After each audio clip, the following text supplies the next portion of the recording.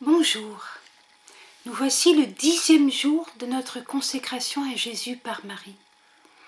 Consécration de l'union conjugale. Voyez-vous, le mariage est naturel. Tout être humain en a naturellement le désir. Le célibat consacré, la vie religieuse, est une vocation surnaturelle. C'est directement un fruit de la résurrection. Revenons au mariage.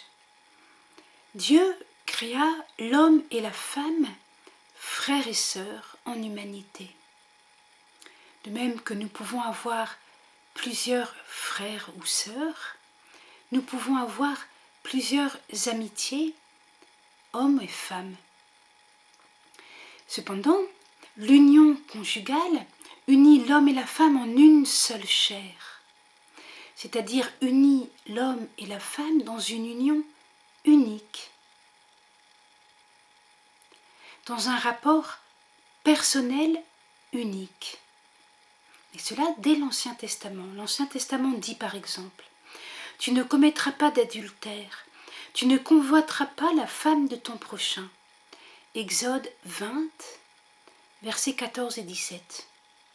Ou encore: « N'a-t-il pas fait un seul être qui a chair et souffle de vie? Et cet être unique, que cherche-t-il? Une postérité donnée par Dieu. Respect donc à votre vie, et la femme de ta jeunesse, ne la trahis pas, car je hais la répudiation, dit le Seigneur, le Dieu d'Israël. » Malachie 2, versets 15 à 16. Jésus est né dans une famille. Il a eu un père et une mère. Il a eu cependant une mère virginale, un père virginal, parce qu'il a été conçu de l'Esprit Saint. Ça, c'est unique. Il n'y a qu'un seul être humain qui est conçu de l'Esprit Saint. C'est le Verbe fait chair. Si vous voulez, c'est Dieu qui se transforme. Enfin, le mot transformer n'est pas adéquat, parce que le Concile de Chalcédoine a dit sans transformation. Mais c'est Dieu qui descend, c'est Dieu qui se fait homme, sans changer de nature. Il a la nature divine, il ne la perd pas, et il a la nature humaine, qui n'est pas déformée. Il n'y en a qu'un comme ça, il n'y a qu'un Dieu-homme. Mais Jésus nous montre l'exemple que pour être pleinement homme, eh bien, il naît dans une famille. L'amour de Joseph et de Marie ont été nécessaires à sa croissance. Mais cet amour a été renouvelé par l'Esprit Saint. Et cela, c'est vrai pour nous aussi. L'amour homme-femme, depuis la venue de Jésus, est renouvelé par l'Esprit Saint. La Pentecôte, ce n'est pas seulement pour l'Église en général, mais c'est aussi pour chaque petite église domestique, chaque couple humain, chaque famille.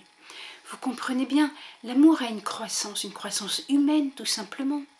Il y a l'amour passionnel des adolescents, il faut bien qu'ils aient un peu de passion pour avoir la force de quitter papa-maman et former une nouvelle famille.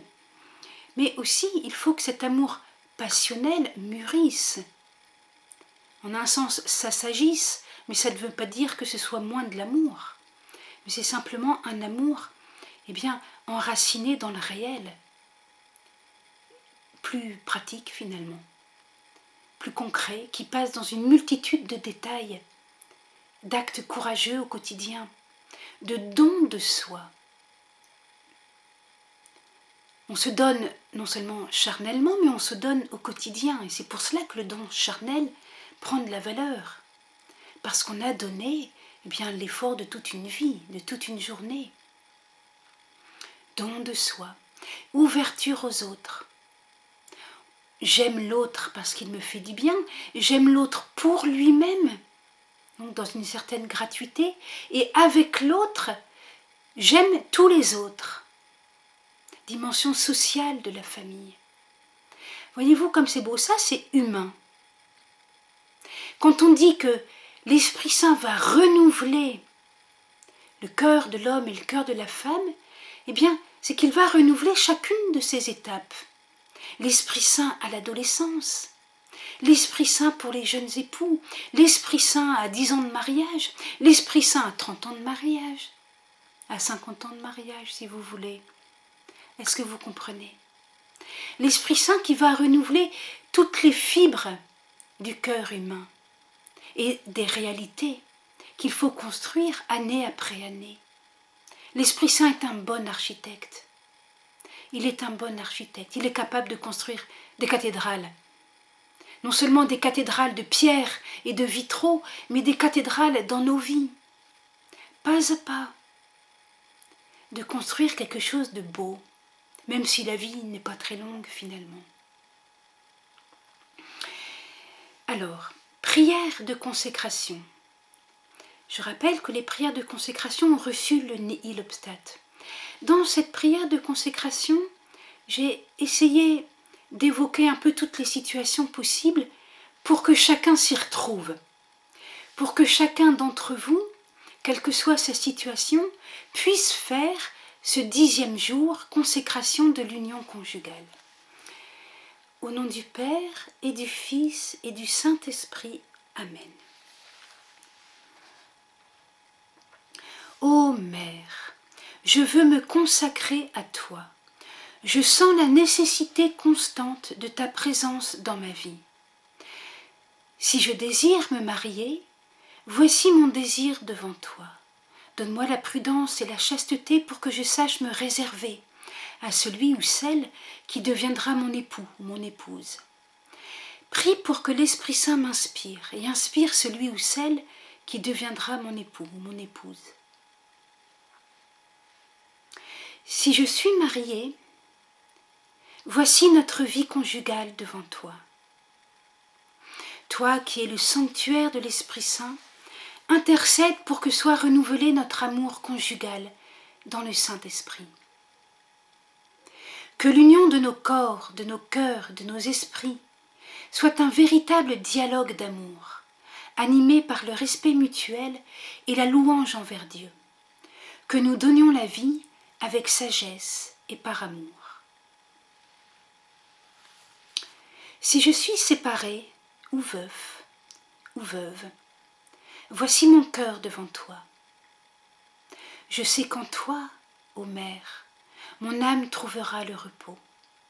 L'angoisse n'entrera pas en moi et ma fatigue se changera en force.